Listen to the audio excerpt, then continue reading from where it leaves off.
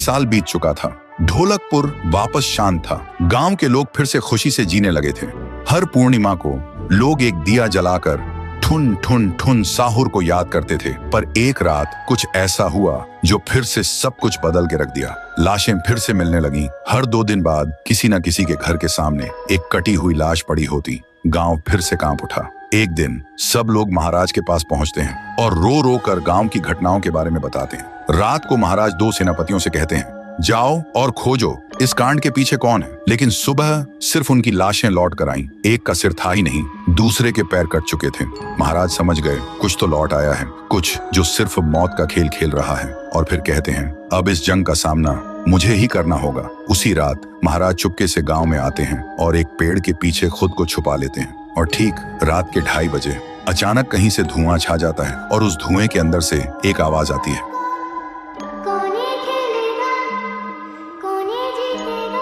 और फिर धुएं के बीच से निकलती है एक गुड़िया, गोल आंखें, एक बेजान सी मुस्कान, लेकिन चेहरा मौत का पैगाम।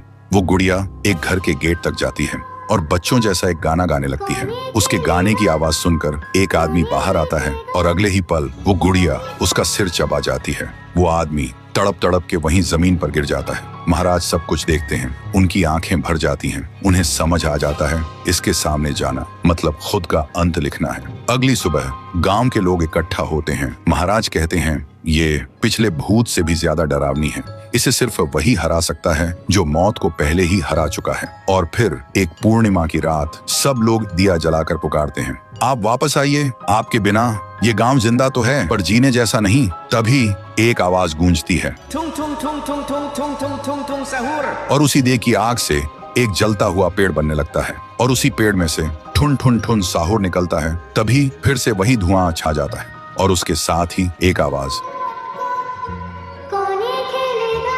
सब लोग घुटनों के बल गिर जाते हैं और कांपती आवाज में बोलते हैं, हमें बचाइए, वो आ गई है। ठुन ठुन ठुन साहुर एक जोरदार जंप करता है और सीधा उस धुएं में घुस जाता है और शुरू होती है एक आखिरी जंग। ठुन ठुन ठुन साहुर और गुड़िया की। जमीन कांपने लगती है, आसमान से बिजली गिरती है और जब धुआं हटता है तो दिखाई देता है गुड़िया बिखर चुकी थी। हाथ अलग, सिर अलग, पैर अलग। और तब से गांव में फिर से एक नई सुबह हुई। महाराज मुस्कुराए, गांव वाले जीने लगे और उस दिन के बाद ठुन ठुन ठुन साहुर सिर्फ एक भूत नहीं रहा, गांव का रक्षक बन गया। लेकिन उसी रात कुछ ऐसा हुआ जो किसी को भी पता नहीं चला। गुड़िया का सिर, हाथ, पैर अपने आप जुड़ने लगे थे और फिर वो वहां से चली गई। तो